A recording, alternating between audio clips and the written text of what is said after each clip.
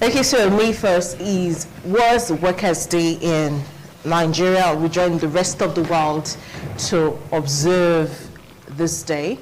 And people kept calling on radio to tell us Happy Workers' Day. And we're just to say thank you, but is it really a happy one? I think if you ask university lecturers, they might not tell you. They might tell you it's not happy or it's a happy one. Maybe they're using this period to hustle. If you ask people in Igweb, workers that were there, the College of Education there, they could tell you it's not a happy one because they're protesting, they need their jobs back. If you tell the former workers of College of Education, they might tell you what's so happy about this day. But at the same time, for me, I still have a job. It was a happy one for us. So what we commemorated today, that's the point. I have two comrades in the house today that will be discussing the plight of Nigerian workers as the 2023 elections are drawing close. What should the Nigerian workers be clamoring for? What should they be looking at? Should our story, because it's almost becoming, we're repeating ourselves, we're saying the same things over and over and over again. So what should we do differently so that we don't sound like a broken record? I have Reverend Olu Aderigbibe in the house today. He's a former chairman, Nigerian Labour Congress, Edo State. It's good to have you on TMI this morning. Thank you, and good morning, viewers. Okay, this is my first time of having him on set with me. Then I have someone that is like a father to me. I have the former chairman, ASU Edo State, Julius Yasele. You know him. You see him all the time. And when it comes to school things, is very passionate about it. It's good to have you here again. Daisy, thank you for having me. You won't spoil my name. Sorry. Sorry. Good morning. No, not that. Okay. Good morning, because you were praising me so much. You know. Good morning, viewers. It's just my little person that is here. Okay. All right, so we're going to be talking about the Workers' Day. So I'll start with you, Reverend. You're close to me. First of all, was there anything worth celebrating this May 1st? Yes, in the sense that there's no how poor you are, there's no how you have passed through some torments. The day you remember your birthday, you will still celebrate it. To say, God, I thank you that I'm alive to remember my days. Even the word of God says, teach us, O Lord, to number our days, so that our heart will incline to wisdom. So we are passing through crisis. Workers generally, even not only in the country of Nigeria, all over the world. But that day, to remember the death of the community who sacrificed their life for a purpose because of working people. So today, anytime there's May Day, we don't look at the trend or event of what has happened, but we look that we live to celebrate that day. And it is a day also for workers to bring out their mind, the oppressions that have done to their life. It's a day to let them know what is happening. It's a day that they are free to express their view to power, especially when you are in an erratic government that does not care. You let them know you are hungry, you are dying, you will express your feelings to them. Then, because not everybody can work to governor. But that day you can see the governor that cares, that comes to stadium, who has a free mind, who has nothing to hide. Because none of them will not come, they will send a commissioner or send their deputy, because they know that workers will hold them to ransom, to let them know. So May Day celebration is not only because to talk about what is happening or what has happened to them. It's a day to be able to air their view, to people to know that they are being oppressed by the people, and they let the oppressors know that enough is enough. Interesting. Okay, for workers, ASU, people under ASU, this May Day, they did it without salaries. I heard the federal government had already put a stop to payments. If you're not working, you're not getting paid. But I remember there used to be a time in Nigeria where even if you're on strike, you still receive your salaries. And during former Governor Adams Oshomole's time as a labor leader, if people are on strike, they get paid. So how's the body even if you're not the chairman currently, I know you still interact with them, how are they taking this? We did prompt them to call off the strike so they can come back to school and everyone is happy, especially the students, maybe not the lecturers. Yeah, although it was quoted that Obafemi Awolowo said weapon is the greatest, hunger is the greatest weapon of war. True. And all that. But I'm afraid if that will scare us this time because we are used to it. In fact, this time we are even emboldened because you have 4 unions on campus, 2 unions have been paid, we are on strike, and 2 unions have been paid. And so you see what we've been talking about has crystallized the inequality in Nigeria. Nigerian government place and all that. And so this time they have come out with their fangs and all that. And we are very okay with it. One Juba came out a few days ago, the junior minister of education, and said that if ASU, if you don't work, they will not pay you and all that. And then I was wondering, this same man who came to government yesterday is able to buy phone for 100 million and all that. And is the one that is telling the peers of the society, the conscience of this country, that if you don't work, that they will not pay us. But we are also saying that if you no pay, there's no work.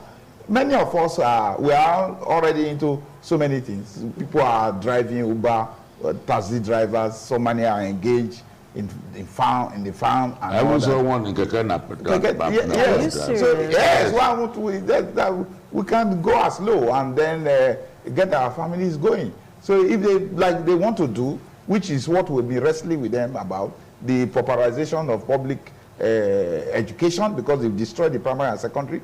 Their fangs are on to the tertiary education, and we are saying no. But they are continuing. But we'll continue to wrestle, hoping that the other Nigerians will join us in this struggle. So that is it. We are okay. We are at home and doing well. That is just it. But our worry is we expect that the Nigerian parents and then even the students themselves should come out to challenge the government of the day that you are not running this country well. It's not just even the payment of salaries or the university education. This country is not well run. This is no country at all and all that. In the job where you are going to earn a total of about 56 million naira for the 4 years you will be in the office, then you are buying phone for 100 million and everybody is quiet. We are looking at it. This country has a problem. Okay, now talking about students getting involved, parents getting involved, we heard that there's going to be a protest today at Ring Road, and our reporters who were on the ground gave us report that, okay, they've not been any reports of the gatherings, but police security operatives have been sighted around the museum area, and they are anticipating students protesting today and any Nigerian who's moved to join them. The protest held in Ibadan, and the one in Lagos was disrupted. They didn't let it hold. But stopping people from protesting is just another matter for another day. Okay, comparing the governor of Edo State recently, during the celebration 3 days ago, promised to increase the minimum wage from 30,000 naira to 40,000 naira. And workers took this with so much jubilation and they really are happy. But do you really think this is workable? Because amid you promising to pay people 40,000 naira increment, we have so many teaching staff, we have so many people who are working in tertiary institutions that you've shut down, clamoring for a job. So, and you're saying the state cannot handle that burden. So how does it really work? Because I'm trying to wait. In Koben, Igoreki, some people, Igwe Bena has joined. You've handed Koben to federal government, and we don't know if they are going to retain the people working there. You are saying you're increasing the salaries, and you will soon leave office. So, do you think this is workable in the long run? Well, it's workable. Number one, let me just chip in first about the ASU issue. Okay. A man that is down, fear no fall. And somebody is already down, you ask him that, please, you pray he should not fall. Will he want to enter his grant? The ASU have been bastardized. The people there have been diminished. They are used to it. That is a struggle. and the people travel, our government officers, they travel outside the country, they take the better part of the country and use the worst one to the Nigerians. No work, no pay. They never do implement no pay, no work. They only took one aspect of it to workers. Number one, like we have said, it is better to start somewhere. And the governor himself, let me also congratulate him for his boldness for taking a decision. The 30,000 minimum wage was approved. Some states today, as we are talking, they have not paid.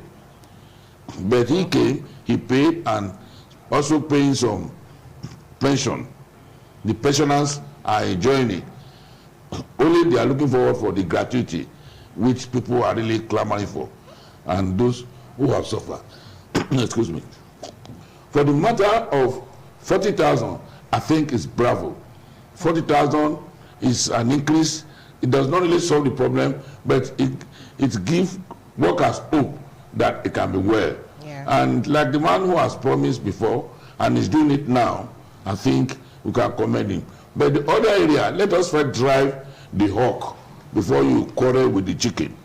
Let us accept what he has promised and workers getting it. Then we will not sit down again on what of our workers over this place, what of those that have been retrenched, what of those that are suffering, especially the tertiary institution. So we have to go, thank God now that he has commissioners. After some time, I think the labor now have right to face the challenges.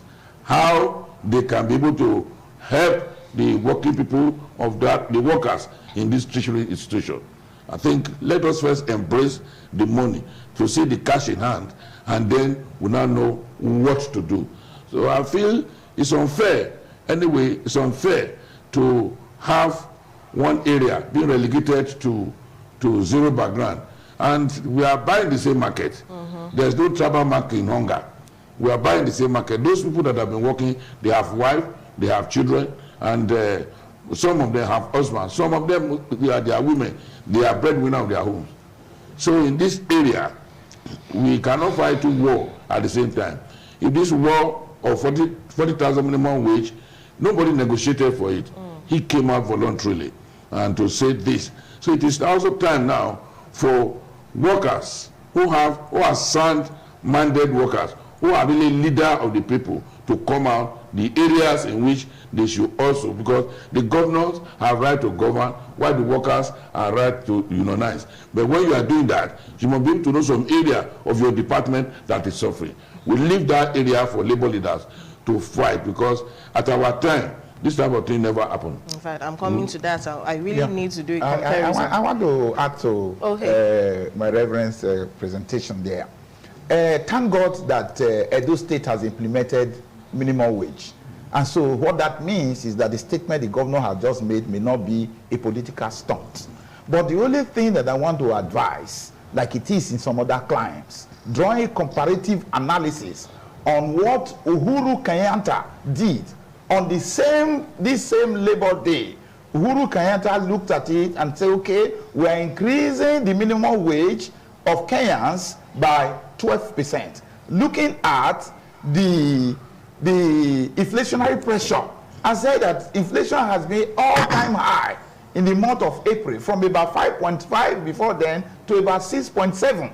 And so because of that, he looked at it and they did some calculation. We have statisticians in Nigeria.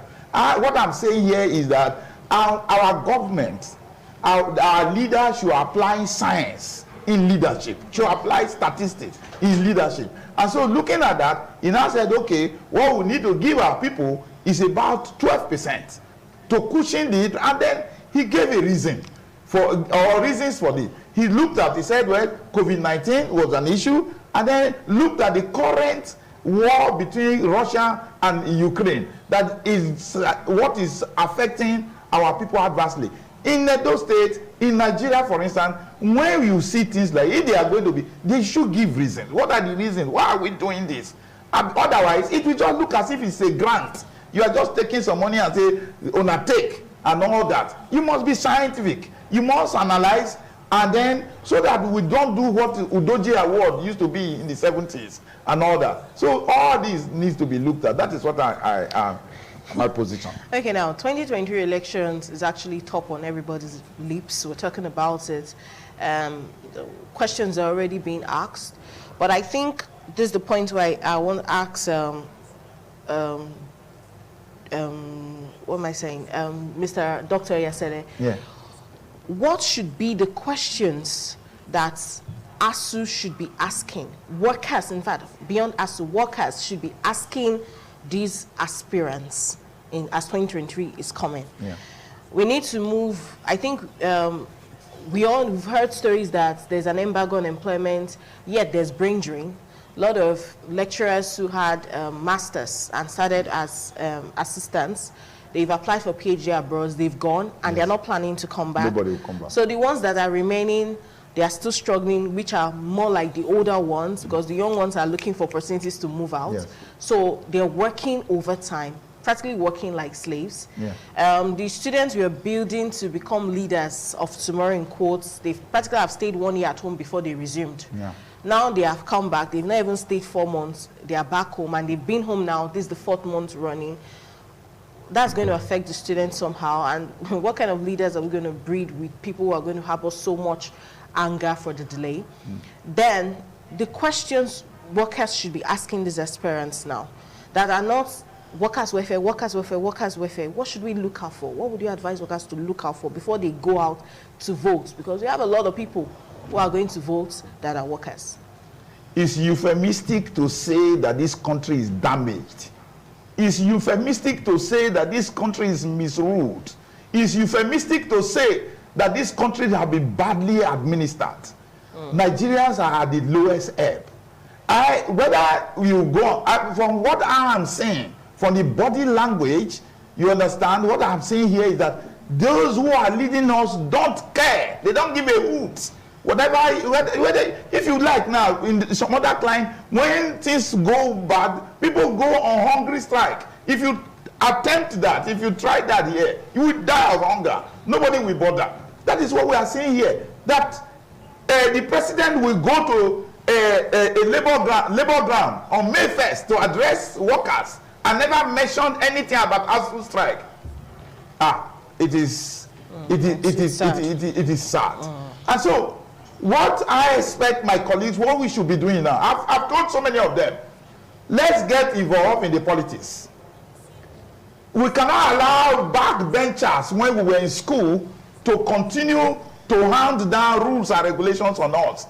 And I have joined.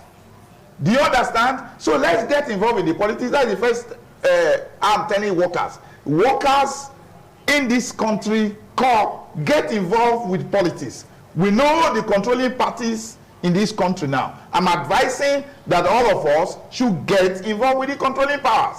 If you don't want to contest because you may not have the money, go there and troubleshoot. That is the best, the number one thing to do. Number two is that for the electors, the voters, what we should do now is that I have talked about science in government. Somebody who has science, who has knowledge of technology, who knows what and what to do state by state. Somebody was saying that day, a governor came up in Anambra State and invested some amount of money in World Bank. Where did he invest the money? And that this is the profit that money is yielding now. You know, we need to, yes. No, if you find out, no other governor may have done that in the past in this country. So if you know you look at the antecedents. History is a summation of decisions that are made in the past. What you are observing today is a decision of what has taken place in the past. And so look at the history of these individuals that are coming up. Not people just bandying around, people who corruptly have enriched themselves and they are able to pay 100 million naira to collect from, and those people will continue to lead us. No. Look at those who have science, who can direct, because there are so many things we need to. Now, we have politicians without manifestos. In those days, people would generate booklets, handbills, writing the manifestos. We used to hear 6 or 5 or 7 years development plan in manifestos of politicians. Now we are not hearing anything. Even the military brass, even used to even have, this is what we want to do. Now politicians are no more even telling you anything that they want to do. Once they are able and then buy their way through, that is it. This country cannot continue like that now. We all came here, we all have the same stake, we all have one head, I have one head. So how come that now that you now hand over and then mistreat and maltreat everybody and marule, if there's any word like that? It takes two to tangle. Mostly the system started from the military. The military never loved education. And at the same time, they produce as help, mechanics and others. So we are talking about scientific or visionary. How many politicians are visionary? How many of them? They are all looters. And this is what will happen. And that is why the workers' education, political education, is very necessary in the market, in the life of the students, all those voters. We should educate them. Because if somebody can buy 100 million form for a party, if such a man comes to the party or come become a leader or president, one, he will be looking for how he can recover his 100 million. Then where is the honesty there? You see, there is no the mind. You cannot open it to know the mind of man. The only thing that you should educate the people, the labor leaders, the ASU, all these NGOs, we should educate to the grassroots because they have the money, but we have the power. We don't have the money because the money control powers. Money itself is power, but the downtrodden ones, they are really hungry. If any man come tomorrow and give you 1 bag of rice with your family, then allow him to do it, because the level of hunger in which the present government has placed people, a situation where people divide yam in the market to sell, buy according to your money. So it is people now should be wise to vote. There is no scientific politicians. We have looter politicians. A situation where a governor finished and he did not even hand over. He ran to another country with billions. Thank God he was caught. Two, they also are the present government that is leading us, who campaign that they will deal with corruption. They are worse. Somebody bought a house and put dollars and pounds there, and at the end of the day, the judiciary that is already also in minus. We don't have justice in the country. The judiciary also said, "Oh, it's a gift," but the same judiciary sentenced David West because of a gift of a wristwatch. There's no justice, and people are already oppressed. People are hungry. No, everything you promise people, nothing is going on there. That is why we need education, electoral education, where we can tell people, all these people buying, soaking boreholes at eve of election, we should condemn them. There's nobody who wants to really help. But thank God, the Labour Party is coming up. A new Labour Party is coming up, where people should dust their card. First, everybody should go and dust their voter's card. That's the instrument. Go and look for wherever you hide it. Do not say because you see a bad man, you remove your eyes. When you see a good man, what will you use to look at him? Well, not because of this present government has bastardized us. Those who introduced Boko Haram, slaughtering people, will not because of them that we will not vote. We should go and study the situation and know who we want to vote for. And peradventure, the Labour Party comes in, let everybody go into it, and let us have it. All these present leadership, they are doing a what we call it, handing over to their sons and daughters. So a man who is almost 80-something now, who once ruled a state for 2 or 3 years, he handed over the wife to Senate. His son is just now to become governor of another state, instead now to become president, as a retiring age of death. All these things, the youth should come out. The youth should come out and educate people about their voters' card, so that you can vote for people who are intelligent. The children of Tarakawas, the land-dwelling students, children of the poor, should be given opportunity to those who can rule the country, who care, not those who just want to loot us and go. That is the area we should look at it. We have no other person that can do it, only we ourselves. who should go. People like you, people like me, people like him. We see traditional rulers that are carrying bags from National Rock that want to tell people to vote for. They are money mandate from head to toe.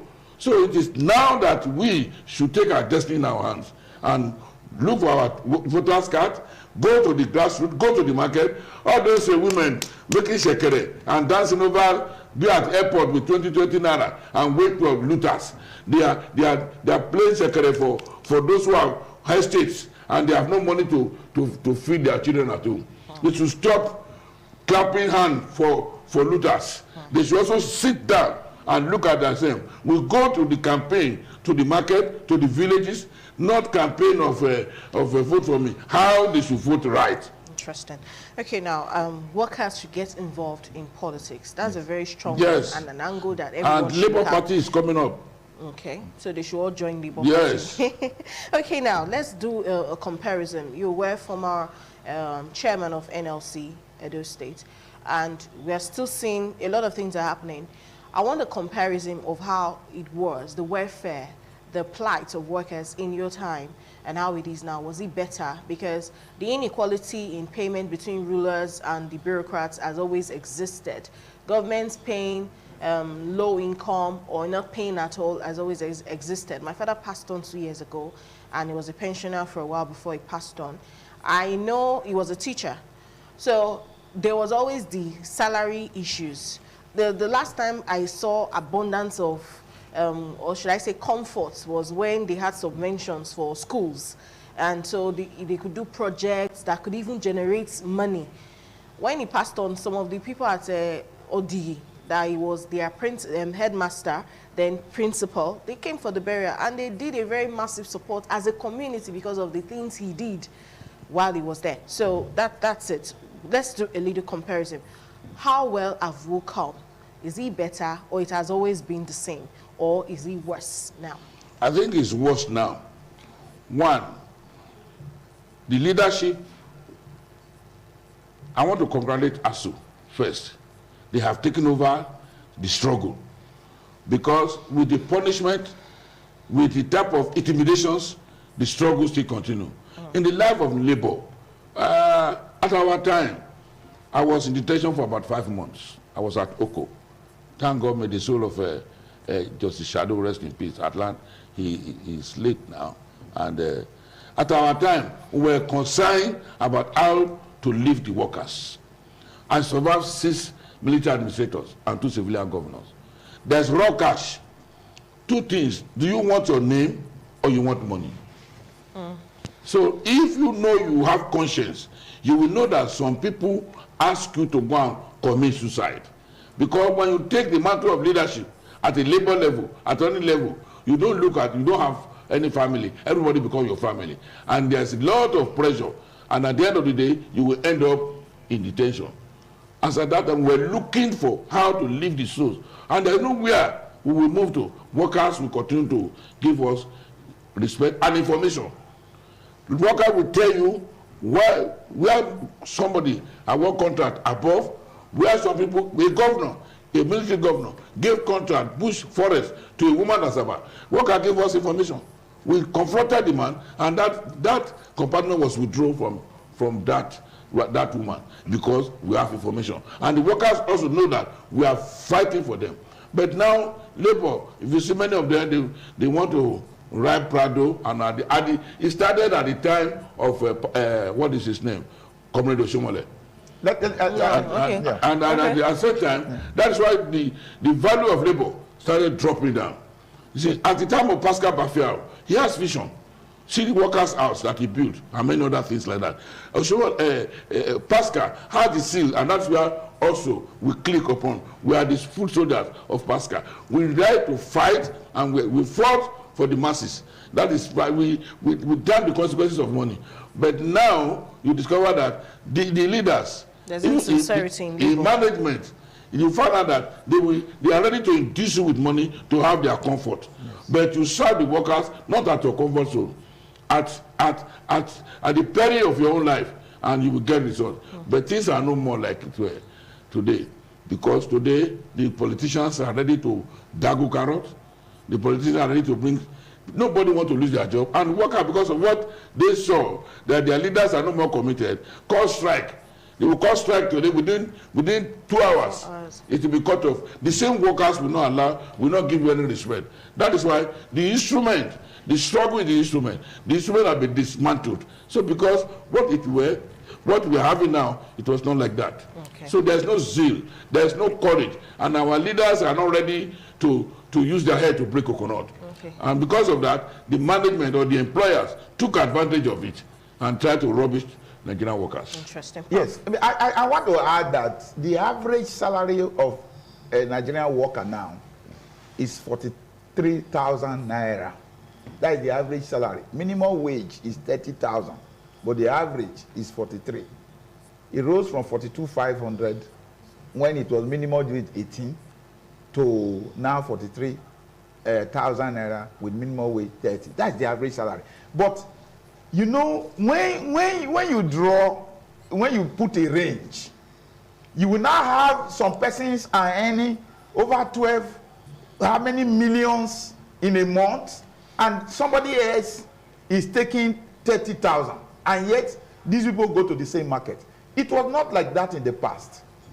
I remember when I was graduating from the University of Ife, when you come out after reading a 4-year course, you are going to, or a 5 years course, you are going to meet somebody who read a 4 years course at the same salary scale. Somebody was employed this year with a particular scale because he read 4 years in the university. If the other person coming out after 5 years in the university is going to be employed in that same industry, you find that he will meet that man of 4 years at the same. What that means is that nobody is cheated. And all that. But what you have today is a different ball game. One person will come to a position of authority and will just say, these people are my people, and then award salary to them. Apart from that, after you finish school, yes, work is already waiting for you. Yes. The direct job, yes, you will but choose. is our population not So, the reason why that stops? No. We have more graduates now. No, that's correct. There are more graduates now with nobody, with no work, no factory. Excuse me. Every factory closed down because of government we have. Yes. They don't care. They cannot industrialize the people. Excuse me. Let me do some narration. You used to have Opela Cement Factory. Closed down. You come to Edo Central, you used to have Ewu Flour Mills. You have the juice factory. You have what they call Casavita factory. You come to Edo South, you used to have Bende Breweries. You have integrated rubber. You have Ose Rubber River Michelin Plantation. You have the one, this. Then you have the Bende Pharmaceuticals of those days, as it used to be, and all that. And so many more that I cannot remember now. Those are all closed down. Then where are the people going to work? No Those new warehouses in Benin City have been converted into church halls and all that. And then we're in a country, nobody's bothered about that. And so why would you get places to work? Even the space. Yes. They arrange their brothers, yes, their children, their girlfriends. Yes. So the children of the elite, yes, their own relations that they are placed there. All the adverts you see in the paper is just fake. Yes. So, let me tell you. Things are not working well. We have the potential to employ everybody coming out of the university. No space. I'm just telling you. Yeah, the governor has said on the May Day that they should take advantage of the opportunities that are made available in agriculture and all that. And I was just looking, what are the opportunities? But then yesterday evening, I was talking with a friend. We just looked at, we were passing a bush path and saw one leaf that they call Iyege in Benin and all that. The cars call it Ujuju and all this.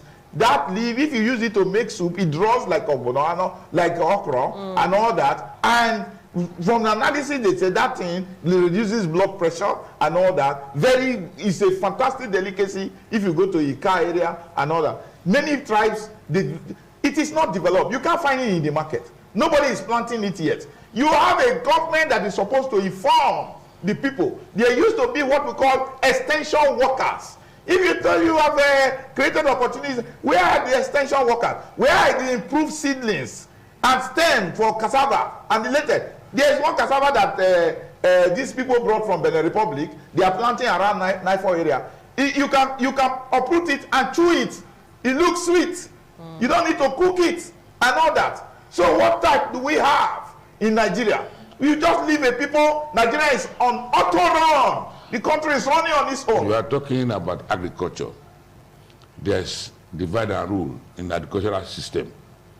Number one, how do we succeed in a state that have been taken over by Fulani herdsmen? No, just say herdsmen. Some of them are not Fulani. Okay, herdsmen that have produced and destroyed the farmlands. And the people, our authority cannot talk. To annexes on the governor are now approving Roga, which indirectly asking people to come and colonize us and continue to destroy the product. And you are talking about agriculture. How do we relate the two together? And two, normally in a civilized society, in a government that care, bulldoze farmland, technically, agriculturally, bulldoze some land, ask some, put some people on cooperative, give them product, plant this, and then when it comes, this is how you will sell. But you want to go and control in the market things that you did not plant, things you did not plant for. So people are just using agriculture as a smoke screen, as just a smoke screen that is not workable. The things that is going on now, people are selfish. They are personal to themselves. In this situation, you are a governor of the state. You're already planning to the next thing, either to go to Senate or to be a governor or vice or president of the country. They don't care, and that there's nowhere to work, and the work is not in place. That's number one. They look at, like he has said, Beneburi, they have to match the workers now to the ministry. How some of them will lose, better line, everything closed down. And an individual who is operating transport system in Edo State, they are making it. Why can't we make it? Because they will put their brothers and relations and put in and loot the place. The corruption has taken over, and things that are going on now, unless we have to pray, hunger will kill faith. Okay, the last question I have before we leave here today. I understand the number of companies that have been shut down. I served in Lokoja, and we took a tour to the Ajaokuta steel factory, and we were told it's the biggest company, supposed to be the biggest factory in the whole of West Africa. The place was so big, we had to go with a car, and we still did not finish the tour that day before we left. And a section of it is still working, but we have foreigners, white people operating it, so maybe they're working on leaves and all that. And I've thought about the number of people that could have been employed if that steel company is still existing. About the very last one, I'm going to ask the both of you, so you both chip in before we go. Encouraging workers to get involved in politics, it's a good one. They say evil thrives when good men refuse to do something about it. But the system is actually corrupt. Don't you think workers having a good intention coming into the system of politics will still eventually get corrupted by the system? No. It's if we have, whether workers or any other person, we are looking for, it's like we are talking about the youth must run or whatever. It's not the age that matters, it's the mind. Anybody that want to work or want to work for the nation or for a community or for a local government must come right away from you like, I want to deliver the people. And if you can, somebody want to come to deliver, such persons must be able to, there is no discipline, number one. Must be able to discipline yourself. You are talking about Ajaokuta. Yes. Is it not the same thing that happened in Nifo? How many workers there? But today, you can hardly count, because the management of the place. So if you have people who are people's minded, who really want to help, like if we have a good workers, somebody who has suffered from day one and now put in a position, he will always, like what Obaseki is doing now. I'm not praising him 100%, but he has vision. You find out he's a governor that has vision. He has some plan there and he's executing it gradually. If you have people that are focused, Ajakuta could have not been what it is. Corruption, yes, but tribalism, tribal sentiment, unless that one is removed. That is why this matter of zoning or no zoning. You can zone anybody to anywhere, and I say to them, you don't get a result. Where somebody is a graduate, you now put a school cert to be his boss. That's part of things that kill Ajakuta, because one, tribalism, and we must be there. We are the son of the soil. That take place, started from Delta. So unless we focus on our people, our property, we want to grow the nation. Those who care for the nation, then what kill Ajakuta? Corruption, yes, and individualism kill Ajakuta, because they are there to make money. You can imagine what happens if somebody can finish a NAPC and at the same time free such a man. What legacy are you laying? Interesting. Okay. So what is most dangerous is never to try. So politicians, and what I mean is, workers must get into politics, because to stay in the periphery and be criticizing is not enough. It's dangerous. You need to get involved. Like I said, you can troubleshoot when you get in there. So workers, I'm encouraging you nationwide to get involved with politics. Let all of us go there and then be looking at ourselves. Let's see how this country can continue to run.